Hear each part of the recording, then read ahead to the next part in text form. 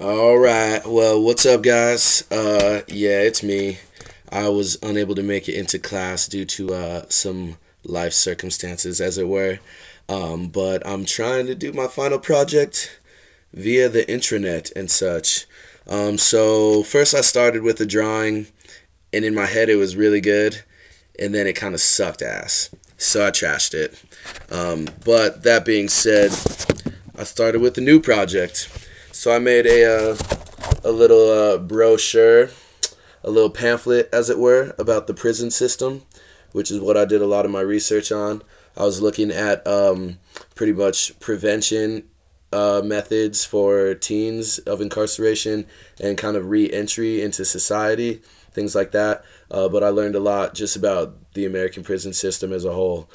So this is my pamphlet, The Prison System. Check it out. I colored that super good by Ari Wexler, as you see. So in this first page, I have statistics. The statistics that I learned is that you have pretty much a 5% chance amongst any person of going to prison sometime. So, I mean, not too bad. Let's see. I can't read in a mirror, so I'm just going to do it like this. The odds of, if you have like an incarcerated parent, that increases your odds 6 times. So if you have like a parent in prison, odds of you going to jail are like 30%. So that was kind of a lot of what I looked at, because mostly what I was looking at was when I was talking about incarcerated teens, was kind of the idea of, kind of what gets them in that situation. And a lot of what I found was kind of more through influences other than anything over environment or, of course, race or this or that.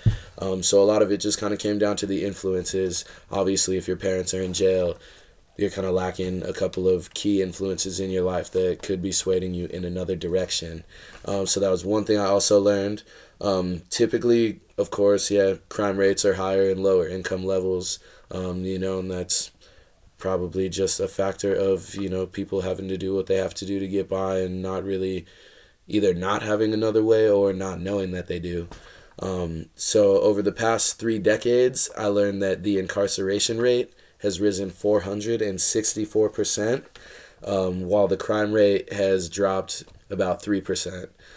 So that kind of boggled me a little bit, just wondering, why do we have so many more people in jail now than we did 30 years ago, and the crime rate is practically the same. So a lot of what I learned about that had to do with big business. Big business, honestly, the prison system is a very, very large and very lucrative kind of investment, as it were.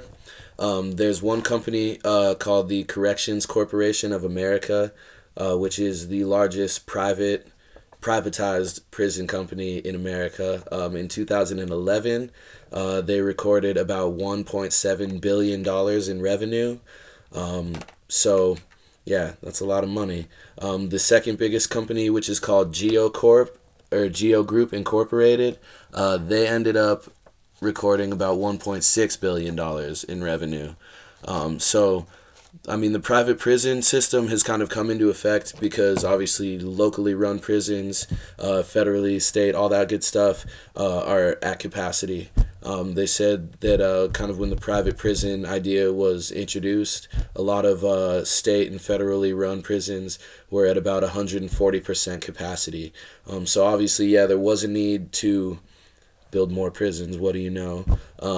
But a lot of these privatized prisons kind of have reputations of, being unsanitary. I mean, they're still overpacked. A lot of times, if they go and get cited by people who kind of check, the quality of the conditions of living in the prison system, a lot of times there are many different categories that they lack in, whether it's like food quality or safety or one of them, I believe it was in North Carolina, that was run by the Corrections Corporation of America.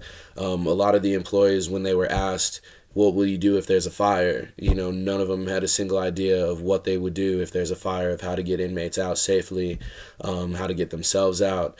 So, I mean, obviously, these privatized prisons are probably more lucrative than they are effective. And a lot of that, I mean, kind of has to do with the laws. A lot of the laws that have gone in place keep people in prison longer. They go to prison, you know, for more things nowadays than they did. So honestly, in my opinion, it seems a lot of people go to jail so that somebody else can make money off of it. But I mean, I did learn a couple good things about, you know, especially incarcerated teens and adults who are like really in there and trying to get their life together and fix a couple of things, and become productive members of society, as it were, like all of our mothers would like us to be. And there were quite a few solutions. When it came to being a teenager, one of the solutions that was kind of most pertinent in my head was a cognitive thought development class, as you'll see here. And I kind of like the idea of that a lot because, I don't know, when I was little, or younger, I guess I should say, and I did stupid stuff, my mom would always be like, oh, you know, I'm just going to blame it on your frontal lobe, you know, your frontal lobe, it's not developed. And honestly, it's kind of the truth as, you know, teenage boys and girls too, of course, you know, just our whole cognitive thought abilities aren't quite developed, and we don't quite think past the actions themselves onto the consequences of how they could affect us or other people or this and that. So I thought that was really honestly a great treatment to do, especially with kids, of just kind of, you know, helping them in the heat of a moment kind of step back and kind of look at the choices that they are, you know, choices that they have, and kind of make more conscious decisions about what they choose to do, I guess. The other one, of course, was, you know, with incarcerated adults, it's extremely hard on kids to lose their parent like that.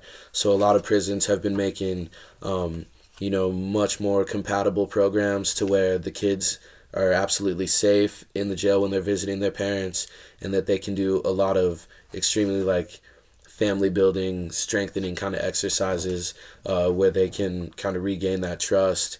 And it definitely kind of helps the parents, you know, to not want to be in that situation again where they have to leave their kids and abandon their kids technically because, you know, they did something that put them in jail.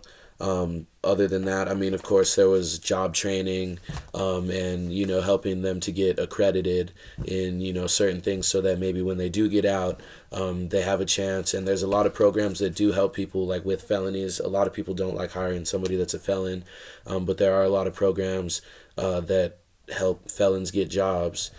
So, I mean, that was pretty much my presentation. I'll go through these real quickly. The prison system, you see the nice highlights. Yeah, I colored that all by myself. And I drew this one.